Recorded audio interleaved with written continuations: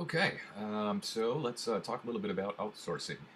Now that we have our product, we have our wireframe, we've planned everything out.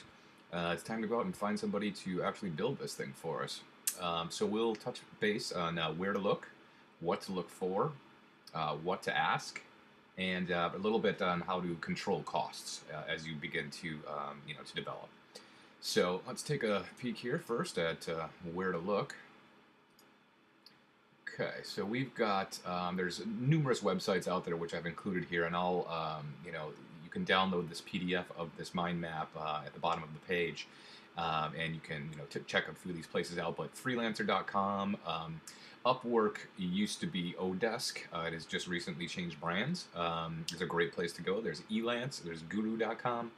There's many places to go, and actually, why don't we go ahead and take a look at Upwork. Okay, so you can basically, there, web developers right there, and you'll see, you've got, there's just thousands and thousands of these on here. They even divide it up into, mobile developers, creatives and designers, writers. Great way to do it. And they've actually changed this site up a little bit, so it's it's a little different than it used to be.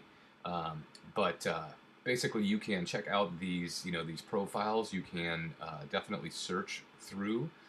If you just wanted to type in like I say, PHP, that was one of the languages I suggested that we use, and here you go. There used to be a really nice, kind of advanced search feature that allowed you. Oh, here we go. You can't back any appearance. Okay, so more options. Let's see. All right, so you can filter by hourly rate, so $10 and below, let's say. And there you go. It filters through them. Tells you where they're from. I believe you can even choose. Let's take a look. Yeah, so English. There's tests that they give them to make sure that they actually do speak English and they're easier to communicate with. I do suggest that, just depending on what country you're from. Get somebody that you can communicate with, because communication is going to be extremely important. But you'll see there's look here, $9 an hour.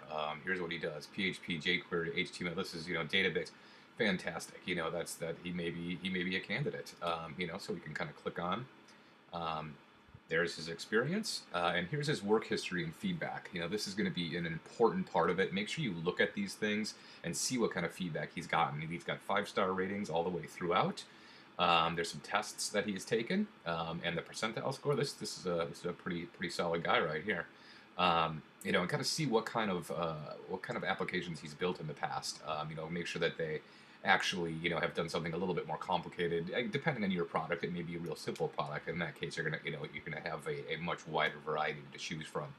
But a lot of them will do fixed pricing or just hourly costing. It's something that you'll talk to the developer about. So that is Upwork. And I've not really used a lot of these other ones. I always liked Odesk. I've just had great luck there, so that's probably where I would start. So taking a look at where else to look is really your partners and affiliates. If you have a network, they may already have that team. So offer up an idea.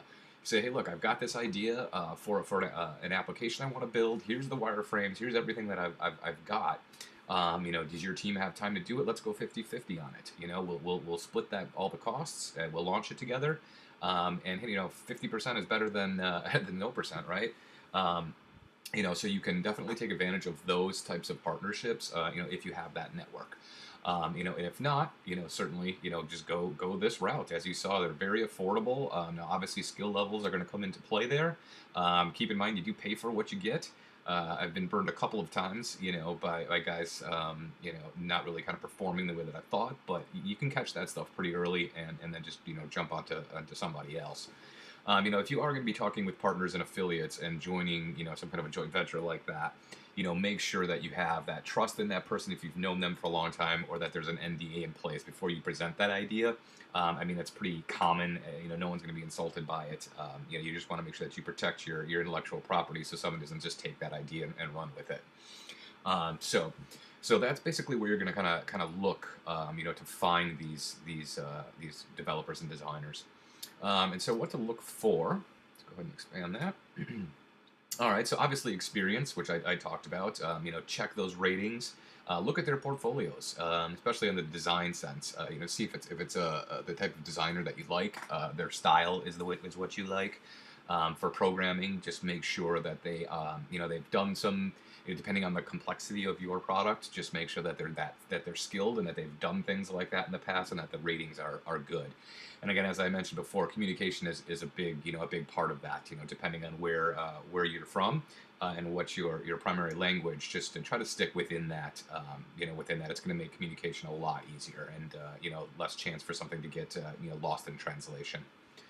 Now what to ask them. So when you start, obviously you're going to want to talk, the skills and languages. Again, it's coming back.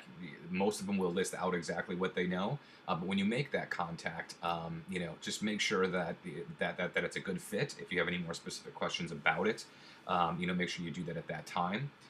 There's frameworks. Expand that.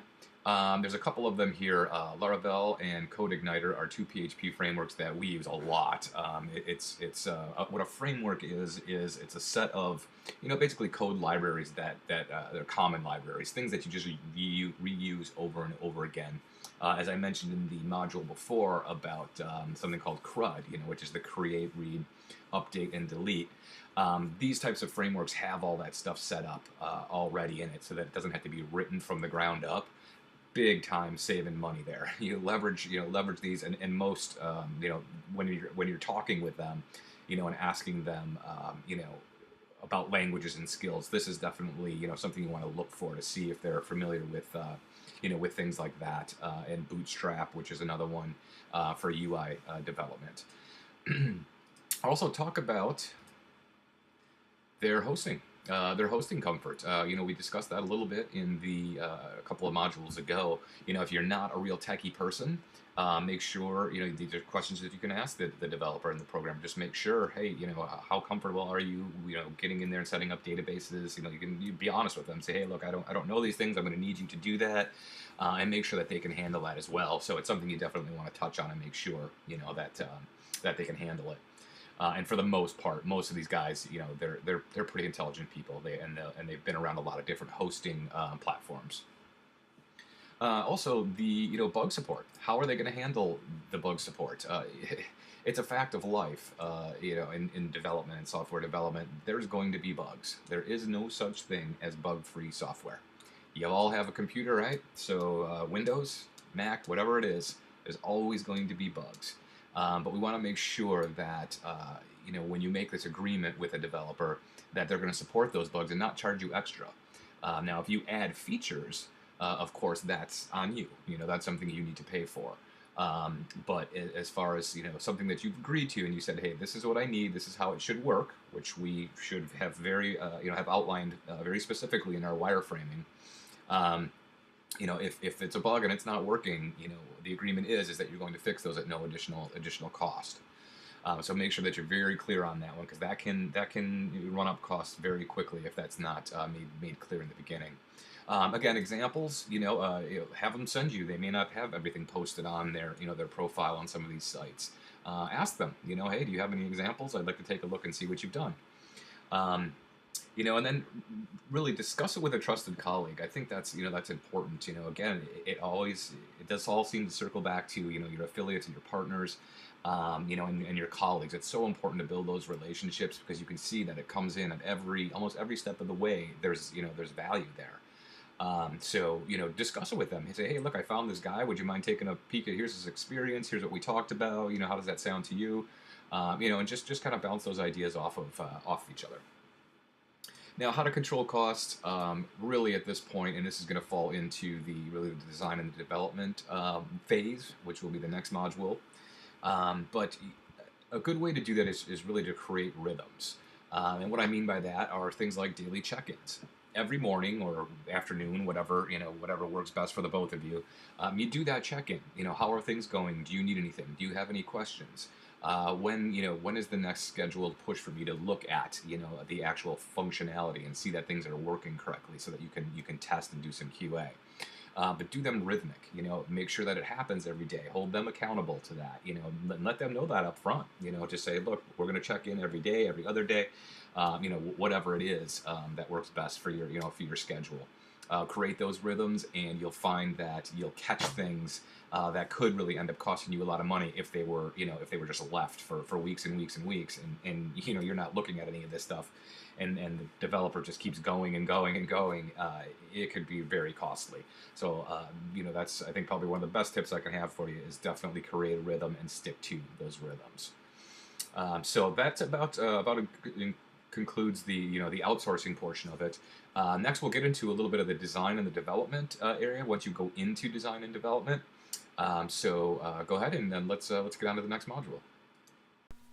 Hey, it's Keith here. I wanted to talk to you guys a little bit about how I got my start in product creation and internet marketing. Now, if you've watched the entire 7-part series for the product creation blueprint, and you want to get a little bit more deeper into the subject, which there's still a lot to know and a lot to learn.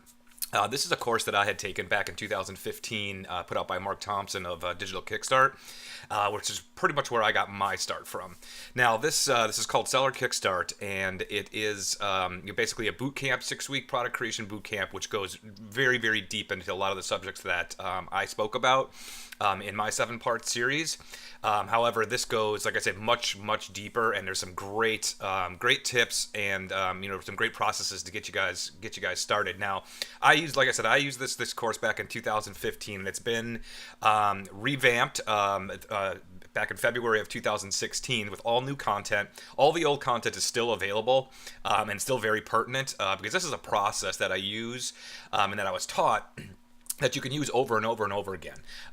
Just certain things change over the years, as all technology does. So Mark went ahead and updated all this to get some fresh content in there for 2016. So I just wanted to give you a quick kind of walkthrough here and show you, what's in this course. And I just can't say enough about it. Like I said, it's what I used to get started, and it helped me generate in my first year, which would be last year, over $1 million in gross sales from product creation. So again, it's called Seller Kickstart, and what it'll do is, the first week here is Mark goes a lot into the foundation, the most efficient and strategic ways of creating products and programs, for your target audience. Now, again, you don't really need to know much about product creation, the process. Getting into this is for beginners. It's going to take you from the ideation stage all the way through launching a product, and there's so many little caveats within that process that a deeper look is really the way to go. So that first week is going to take you really into the foundation of product creation. The next module, you're going to go into more market research, knowing the profiles of your audience, looking for that right product, how to create that product, and really just make sure that you make the smart choice in picking which product that you're going to develop, to make sure that the audience is receptive and that there's room in the market for it. Now, Week 3, it basically goes into a much deeper look into product creation. It's basically going to give you it's pretty much the blueprint that I've spoke about in the 7-part series, the product creation blueprint. But we're going to go much deeper into it. So you're going to get a lot of fill-in-the-blank worksheets that'll keep you, ahead of everybody else, get it done a lot faster. As well as a lot of, he talks about a lot of, the things that he's learned, throughout the years. Now, if you guys don't know who Mark is, he's done over 20 million in sales in the past four or 5 years. So he definitely knows. You've probably seen his products out there.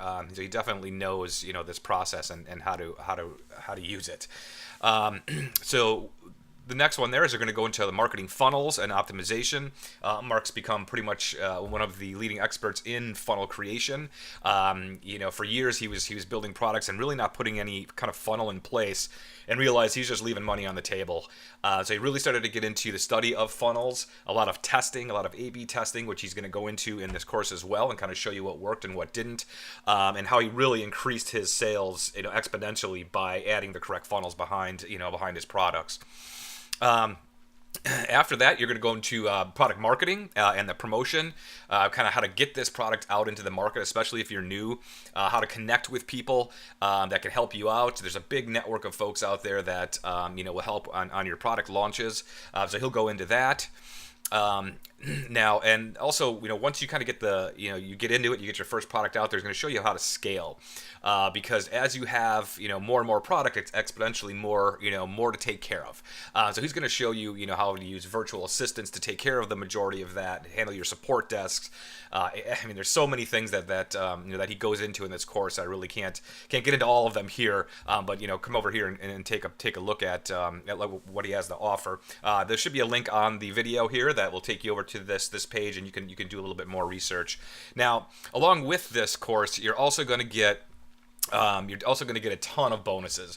Basically shows you how his office is set up, what kind of software he's using, what kind of hardware he's using, his equipment list, the preferred service provider Rolodex. So I mean, it's taken years to kind of get these preferred service providers. Get this big list together. So he's going to share that with you. He's going to give you exact landing page templates, split test results, support, which is a big one, on how to handle the support of your products, and how you can do that, basically with some virtual assistants for a very, very low cost. As well as a physical product supplier list if that's what you're into, and fill in the blank email sequences.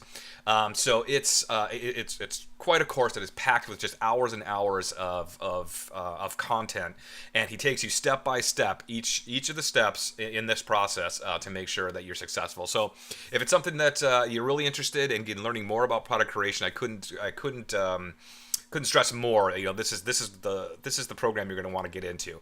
So go ahead and take a look at this, and we'll see you on the inside.